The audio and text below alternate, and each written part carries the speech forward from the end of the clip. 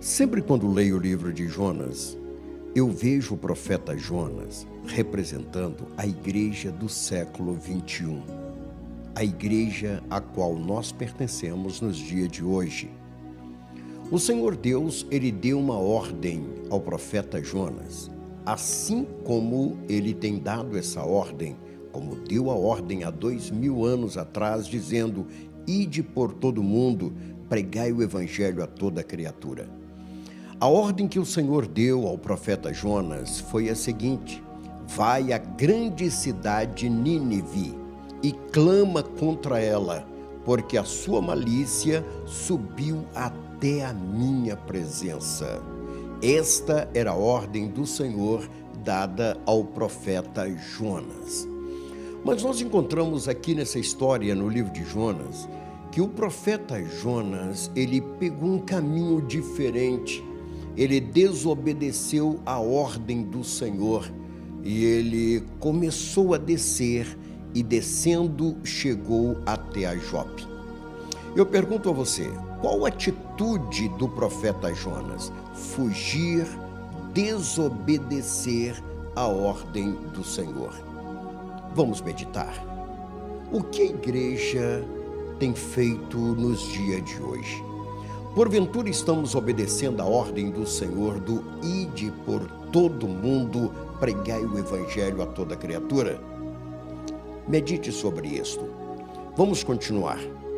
Saiba que todo aquele que desobedece, ele tem a tendência a descer. E isso que aconteceu com o profeta Jonas. Ele desceu para Jope. Ele foi até um porto que tinha ali em Jope. Mas Jonas não entrou no navio que ia para Nínive.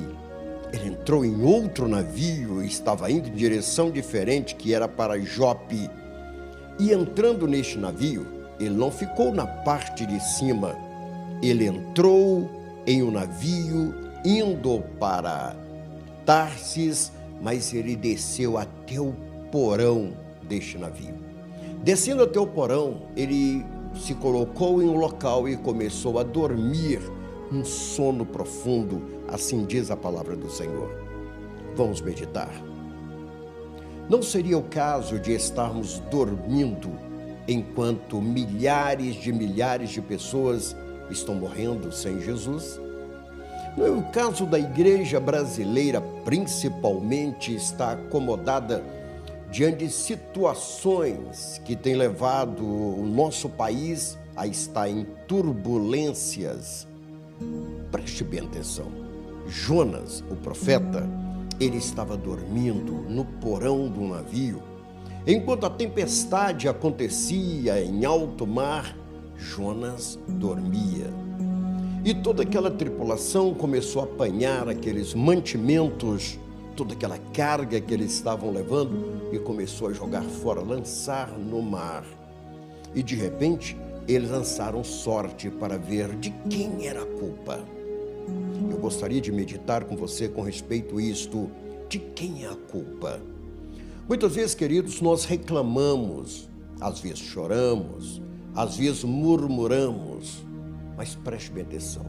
A Bíblia é clara quando diz que se nós clamarmos o Senhor, Ele estará nos ouvindo.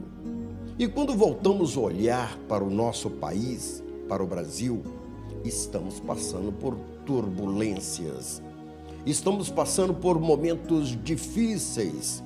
Estamos passando por um momento que nós sentimos que é um momento ímpar na história do Brasil. E olhamos para a igreja, para a liderança brasileira e perguntamos: onde estamos nós como igreja? Qual o nosso posicionamento diante da injustiça, diante das perseguições religiosas? Como estamos? Muitas vezes estamos acomodados, dormindo, como estava Jonas, dormindo um sono profundo no porão daquele navio. Quando lançaram sorte, a sorte caiu sobre Jonas. O comandante, chegando ali, disse: homem dorminhoco, está no versículo 6. Homem dorminhoco, o que você está fazendo? qual erro você cometeu? E ele assumiu a culpa e disse: eu sou o culpado.